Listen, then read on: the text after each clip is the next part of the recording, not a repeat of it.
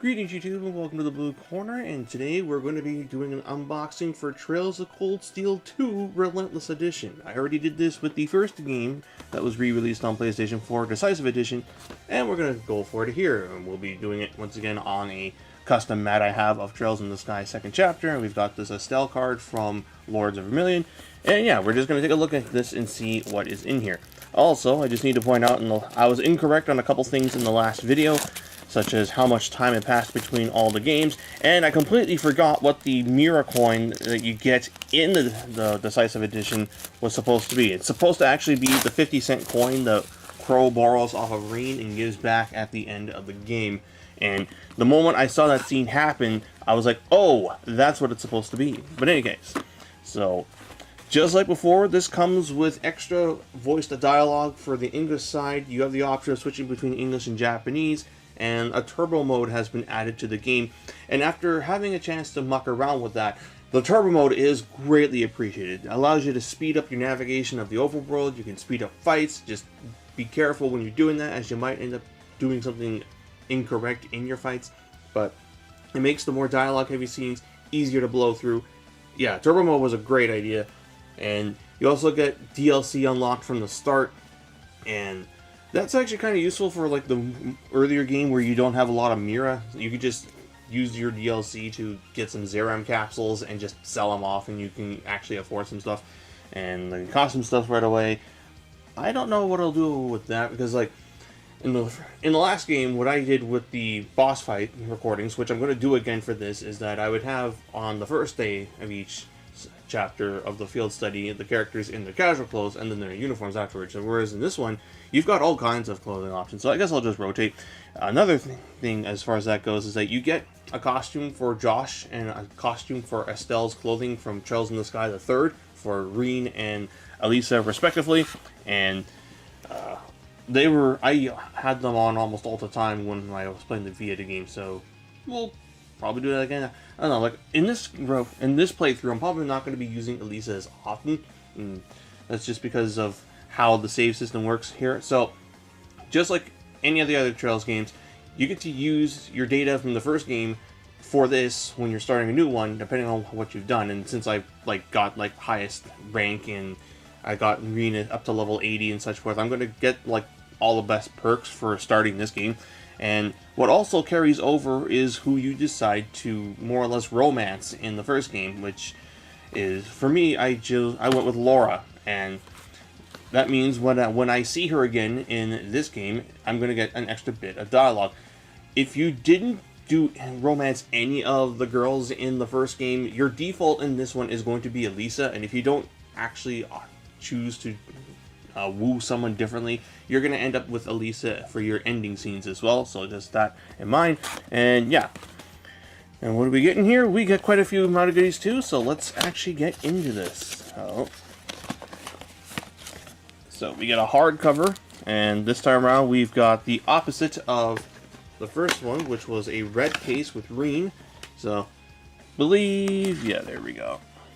So hardcover, it's Crow, and on the back we've got a Valfane Palace.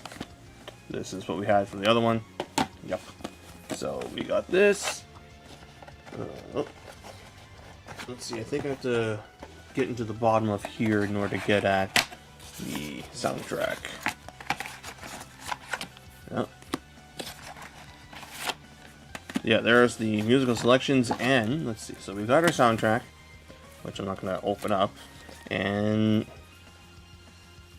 I want to crack this open and see what these are, but I also don't want to. Let's quickly take a look at the back of this thing. So these look like they're tarot cards, and I am trying to remember where these come up. I wouldn't be surprised if it has to do with Emma, since she is confirmed to be a witch character by the end of the first game. And then we also get... Actually, no, I think I'll rip these open, because I do want to take a look at this. So this, come on, is the special Ouroboros pin. So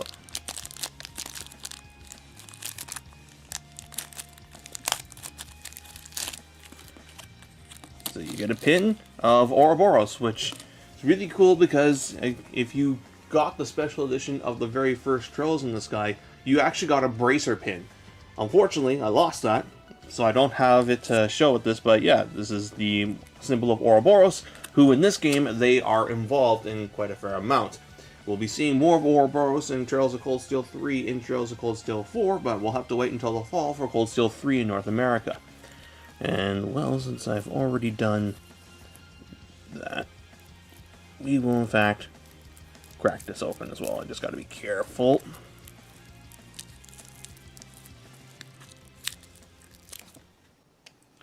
Okay, we're busting out a pair of scissors for this, because I don't want to damage the cards.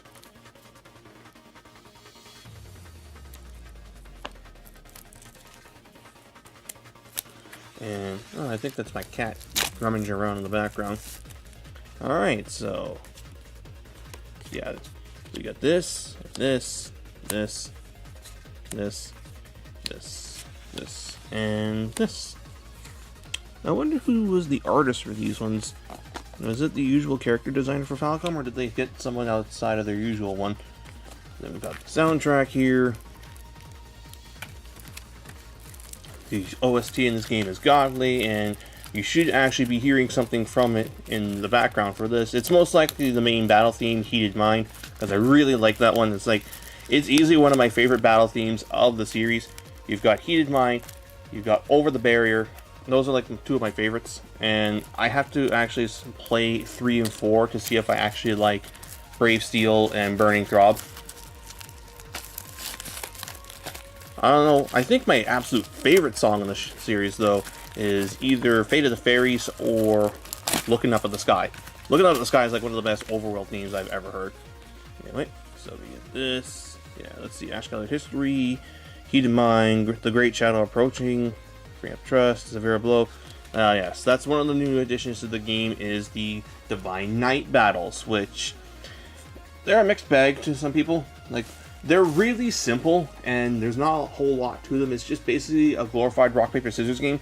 Like, they're very similar to the duels that you have in Suikoden, except that in later on you get to fight multiple people using the same system. In any case, here's our game. We get an instruction manual. I will be including the Divine Knight battles in the all boss fights videos. I'm thinking if I'm going to include the EX treasure chests that require 2 specific people or specific party combinations in order to get at them, because they're quite challenging. So here's our main characters. We've got Rean, Celine, who is a cat that talks, Valimar, the Ashen Knight, who's really cool looking. Like, I don't know who the mechanical designer is, but I would not mind seeing just more mechs in general in another, like, an actual mecha franchise that uses this person's artwork, because this looks really sick.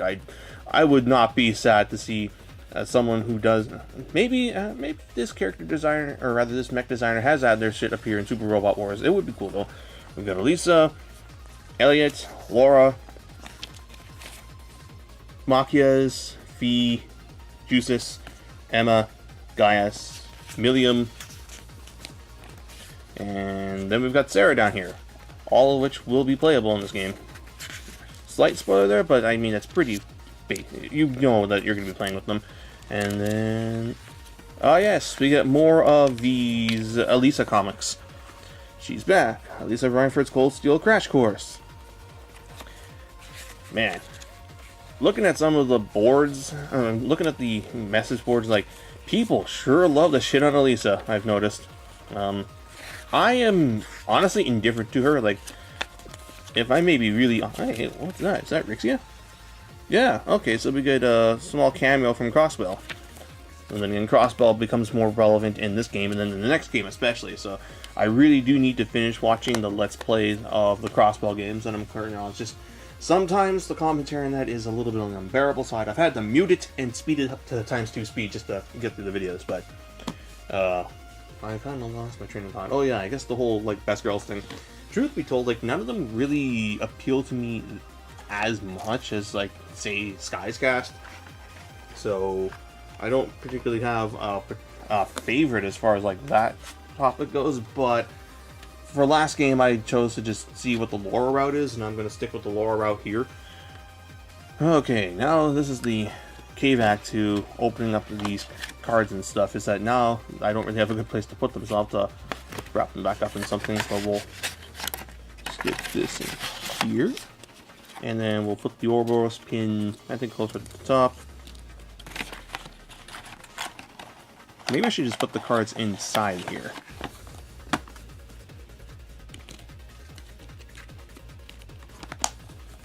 I think that's probably the best way to approach this. So we'll put this back in here, and we'll put the Ouroboros pin up here. Okay, there. This will look very nicely on my Falcon wall that I've kind of got going here, because I've got Sky, I've got East 7, East 1 and 2 Chronicles, Ultimate Elga. I totally butchered that name, and what is it? Yeah. So there you go. So there's Trails of Cold Steel 1 and Cold Steel 2 having been unboxed. I would like to get the super special edition of Cold Steel 3 that Nice has going on, but that thing is pretty expensive, and I'm not sure if I'm really going to be patient enough to wait for it to come in when I can just buy it digitally, but we'll see what happens when we get closer to that eventual release date of Cold Steel 3. But anyways, hope you guys enjoyed this, and yeah, stay tuned for some Cold Steel 2 content coming out on here, which will be all bosses, and I might actually make it a point this time to record some more like scenes outside of bosses, because there's like, this game is where the storyline really like picks up. Like, the last game ends on a cliffhanger, and this one, the gas just starts from straight on, and you want to see what's going on. And yeah, like, I remember having a blast with Cold Steel 2 the first time I played it around, so I'm looking forward to doing it once again. So that's all for this video. I hope you guys enjoyed it. Until next time, this is Boost39, checking out.